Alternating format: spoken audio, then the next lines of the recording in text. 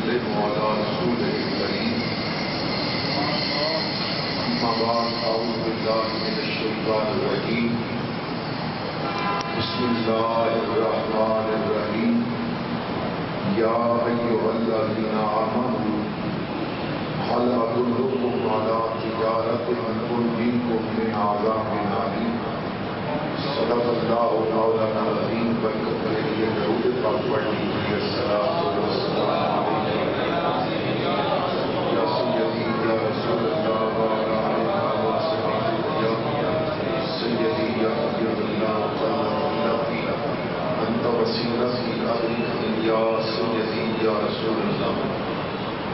زینت محفل برادر مکرم مجاہد اہل سنت حضرت علامہ مولانا محمد حیات رضوی صاحب زندہ بہت خطیب اسلام محسن اہل سنت حضرت علامہ محمد فیاض سلطانی صاحب زینت محافل اہل سنت عزت مآب جناب خلیفہ غلام رسول صاحب حضرات علماء کرام حاضرین محفل بزرگوں عزیز ساتھیوں السلام علیکم ورحمۃ اللہ وبرکاتہ.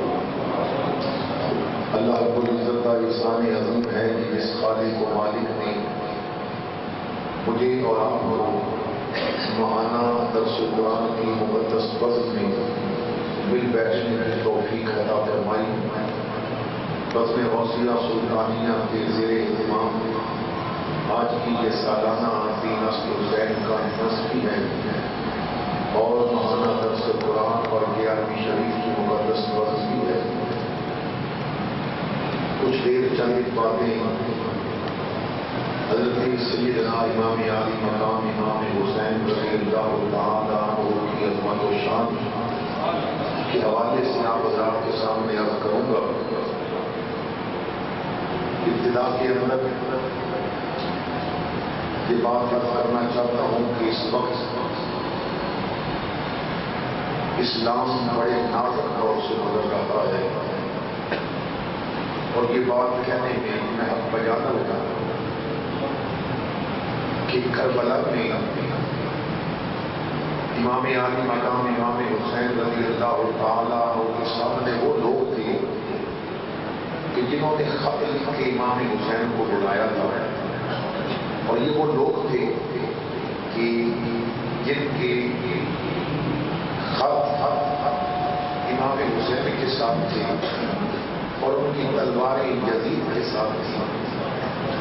آج 14 صدیاں گزرنے کے بعد ہم پھر وہی منظر دیکھ رہے ہیں کہ ذکر حسین سجانے والے محافل حسین سجانے والے حسین کا نام لینے والے محفل حسین میں آ کے بیٹھنے والے ان کا زبانوں پہ ذکر حسین کے ساتھ ہے اور کردار یزید کے ساتھ ہے.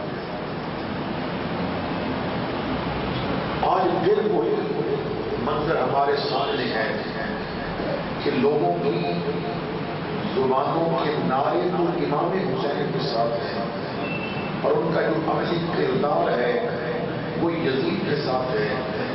اگر کوئی آدمی نماز نہیں پڑھتا اور ذکر حسین کے محفل میں آتا ہے تو اسے سوچنا چاہیے حسین نے خنجر کے نیچے سجدہ دے کے گلا کٹا دیا لیکن نماز نہ چھوڑی.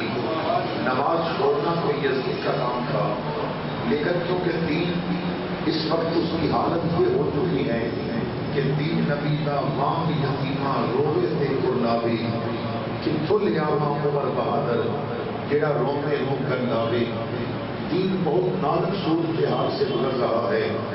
14 صدیاں پہلے میرے آقا کریم نے فرمایا تھا سیأتی زمان علی الناس لوگوں پہ ایسا زمانہ آئے گا یجتمعون فی المساجد ولیس فیہم مومن کہ لوگ مسجدوں میں جمع ہوں گے لیکن ان میں مومن نہیں ملے گا. اور پھر امام غزالی نے احیاء العلوم کے اندر یہ حدیث نقل کی کہ آقا کریم فرماتے ہیں میری امت ایک وقت میں ہلاک ہو جائے گی. عرض کیا آقا ہلاکت کا سبب کیا ہوگا؟ فرمایا عالم فاجر و عابد جاہل. ایک عاجر ملا اور ایک جاہل صوفی یہ میری امت کو تباہ و برباد کر دے گی.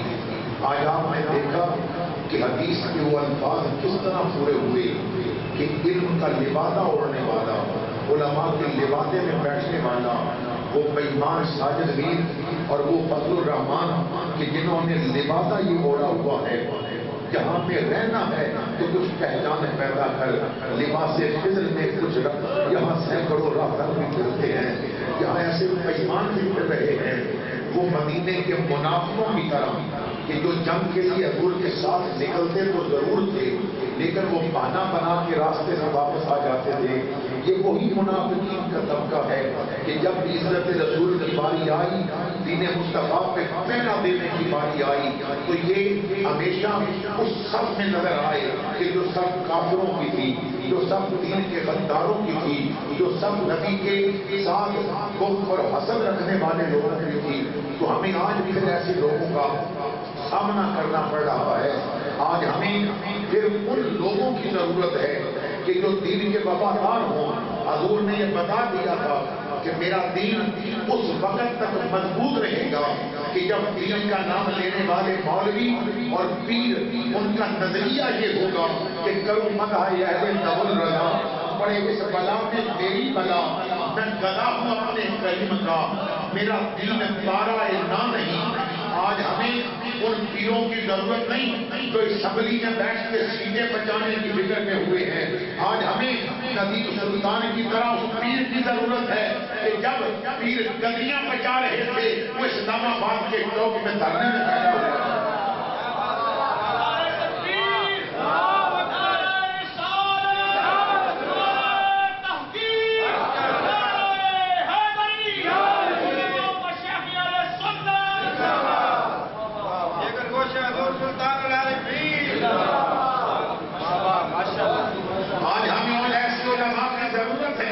کہ وہ مولوی اور وہ بڑے بڑے پیر و شیخ الحدیث جو اپنی سیٹیں بچانے کی فکر میں تھے اور اپنے مدرسے کے جنگ حاصل کرنے کی فکر میں تھے. اس وقت ایک کلندر تھا کہ جو لاہور میں رات کی تاریکی میں جیل میں بیٹھ کے مصطفیٰ کی شریعت کا پیغام دے رہا تھا. میرے بھائیوں، تم ایک دفعہ حسینی بن کو جاؤ. پنجابی والا کہتا ہے علی کے بن کے حسینی بن جا، کہ شر نہ جاوے تو میں نے پڑھ نہیں. میں پچھلے دنوں ایک کتاب پہ گیا تو کسی نے سوال کیا کہ آپ یہ کہتے ہیں امام حسین سے یزید خوف زدہ تھا. ایک طرف حسین تھا اور ایک دفعہ وقت کا حکمران تھا دوسری طرف، تو حکمران حسین سے کس طرح گھبرا گیا. میں نے کہا یہ تو تمہاری سوچ ہے. آپ مجھے پریکٹیکل بتاؤں کہ خادم حسین چیئر پہ بیٹھا ہو تو یزید کی مالی اولاد اس سے گھبرا جاتی ہے. تو جب حسین علی کی تلوار پکڑ کے میدان میں کھڑا ہوگا تو یزید کس طرح گھبرا رہا ہوگا.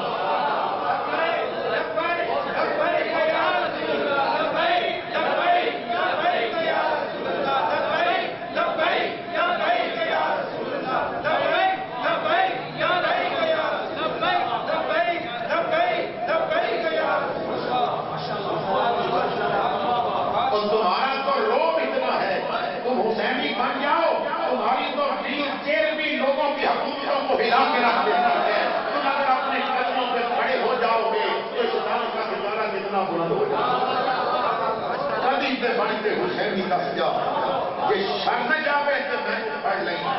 اجل نو کہہ دیں حسینیاں میں کہ ڈر نہ جاوے تو میں نو پڑھ لیں. میرے بھائی، ایک وہ ہوتے ہیں کہ جب موت سامنے آتی ہے تو وہ خوف زدہ ہو جاتے ہیں، اور ایک وہ ہوتا ہے کہ جب موت اس کے سامنے آتی ہے وہ ہنس پڑتا ہے اور موت رسوا ہو جاتی ہے. تاریخ نے بتایا کہ کبھی وہ جو موت سے ڈرتے ہیں وہ بھی دنیا پہ آئے، اور کبھی وہ جو اڈیالہ جیل میں کئی سال کاٹ کے جب لبیک یا رسول اللہ کا نعرہ لگا کے سلی کے تختے پہ چڑھتا ہے، مرنے والا ہنس رہا ہوتا ہے اور بہت رسوا ہو رہی ہے. کبھی سے بڑھ کے حسینی دس جا کہ شر نہ جاوے کہ میں نے پڑھ لیں. اجل نو کہہ دی حسینیاں میں کہ ڈر نہ جاوے کہ میں نے پڑھ لیں. کسی یزیدی کے کول ناصر تو صرف مولا حسین کہہ دے. خدا کی سوئے کہ نہ ہی سوئے کے مر نہ جاوے کہ میں نے پڑھ لیں. آج وقت 2 گھنٹوں حسین کے غلام نکلے تھے، رانا ثناء اللہ کو اپنی ماں کا دودھ بھی یاد آیا اور اس نے پھر کلمہ بھی پڑھا، پھر وہ ڈر گئے۔ تمہاری طاقت تو یہ طاقت ہے، جب تم میدان میں نکلتے ہو حکومتیں لڑ جاتی ہیں، اپنی طاقت کو سمجھو، غیروں کے تلوے نہ چاٹو، ان کی ڈیوٹیوں کی طرف نہ دیکھو۔ میرے بھائی اسمبلی میں بیٹھنے والے، وہ نام نہاد پیر، وہ نام نہاد ملا، میں دعوے سے کہتا ہوں وہ دنیا تو آباد رکھیں گے، لیکن یہ فقیر جو آج کبھی جیلوں میں نظر آ رہے ہیں، کبھی سڑکوں پہ نظر آ رہے ہیں، کبھی بازاروں میں نظر آ رہے ہیں، کہ موت بھی ہنس کے لیں گے، مدینے کے تاجدار کو ملیں گے ہنس کے۔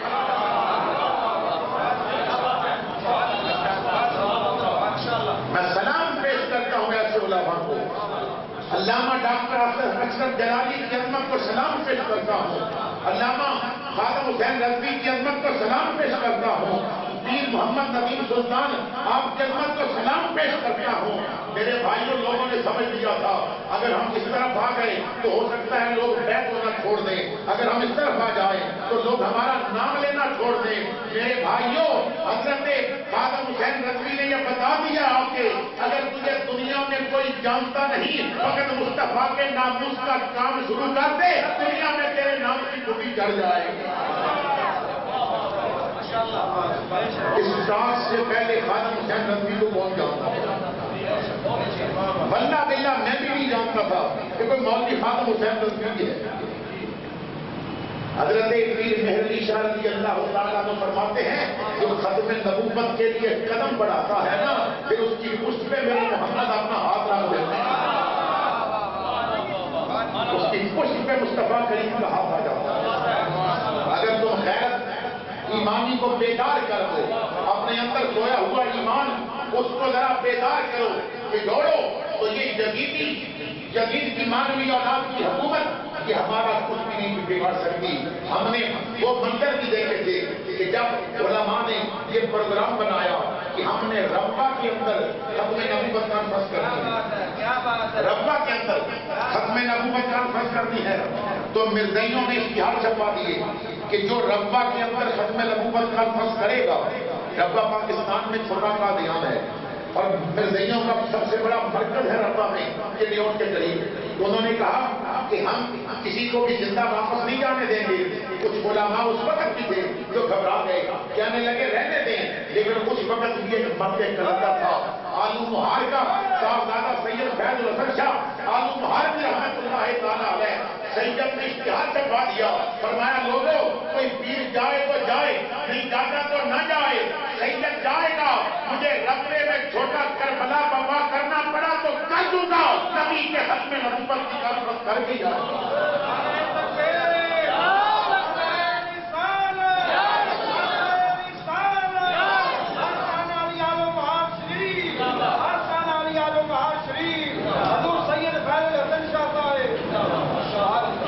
جو بھی کام کرتا ہے اللہ کی عزت کا، میرے بھائی جب جذبہ بیدار ہوتا ہے، تاریخ اسلام آج میں جمعے میں بھی لوگوں کے سامنے بیان کر رہا تھا کہ تاریخ اسلام کے ایسے واقعات ہیں ہمارے پاکستان کے کہ جب ختم نبوت کی تحریک پہلے اپنے دوروں پہ تھی اور جس وقت بعد میں قادیانیوں کو کافر قرار دیا گیا، اس وقت ایک دفعہ علماء پہ گولیاں چلائی گئی اور علماء کو قیدوں میں بند کیا گیا اور لوگوں کے لاشوں کے ڈھیر بھی لگائے گئے، لیکن لاہور کی تاریخ بتاتی ہے کہ ایک عورت اپنے بچے کی بارات لے کے جا رہی تھی اور ایک کلیسیوں سے جب گولیوں کی آواز آئی تو پوچھتی ہے یہ آواز کیسی ہے، انہوں نے بتایا علماء محمد اپنے نبی کی خاتمیت کی یہ اپنی جانیں دے رہے ہیں، ناموس مصطفیٰ کا پہرا دے رہے ہیں اور گولیاں اپنے سینوں پہ کھا کے یہ بتا رہے ہیں کہ علماء محمد موت مرنے سے نہیں ڈرتے،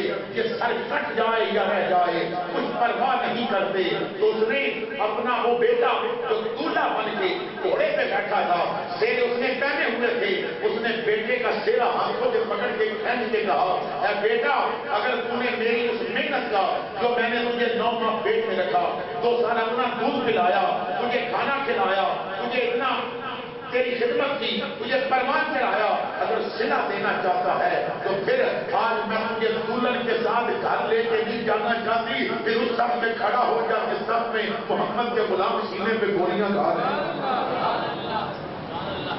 وہ جو بارات لے کے جا رہی تھی پھر چند لمحے کے بعد بیٹے کی لاش لے کے واپس گئی۔ کہ جب ہمارے ایسے جذبات ہو جائیں گے تو میرے بھائیوں یہ حکومتیں خود بخود گھبرا جائیں گی، انہیں کیونکہ باہر سے امداد ملتی ہے، لیکن اگر ہم اپنا ایمان پکا رکھیں انہیں ملتی ہے امریکہ سے امداد، انہیں ملتی ہے روس سے امداد۔ اور میرے بھائیوں ہم وہ لوگ ہیں اگر ہمارا عقیدہ پختہ ہو تو سلطان باہو نے کہا تھا تمہیں جب بھی مشکل ہو تو ذرا منہ ادھر کر کے کہنا سن بھائی یاد دیا دیا دیا میری عرض سنی کر بھائی کے میرا بج کا بڑا دے جس سے مچھ نہیں بیٹھتے ڈر کی۔ اگر ہم اپنا تعلق مدینے والے کے ساتھ پختہ کر لیں، اگر ہم حضور کے وفادار غلام بن جائیں تو یہ موت یہ کیا چیز ہے؟ موت تو آنی ہے، جو بستر پہ ہوگا تو یہ موت پھر بھی آ جائے گی۔ ہاں حسین کا وہ جملہ یاد رکھ جو میدان کربلا میں سید نے یزیدیوں کو دیکھ کے فرمایا تھا تم حسین کو موت کی دھمکی دیتے ہو، الموت اتنی احلی من العسل، موت حسین کے قریب اتنی شہد میں مٹھاس نہیں جتنی موت میں مٹھاس ہے۔ الموت اتنی احلی من العسل، حسین کے نزدیک شہد سے زیادہ میٹھی موت ہے۔ ہمیں موت کا کوئی ڈر نہیں ہے میرے بھائیوں، ہم وہ زندگیاں قربان کر دیں گے نبی کے ناموس کی خاطر۔ تم کس کو پکڑو گے، کس کو مارو گے؟ تم ایک کو مارو گے ہزاروں محمد کے کیا مثال نظر آئیں گے۔ تم ایک ممتاز قادری کو لٹکایا تھا، آج ذرا پھر کے دیکھو ہر گھر میں ممتاز قادری نظر آ رہا ہے۔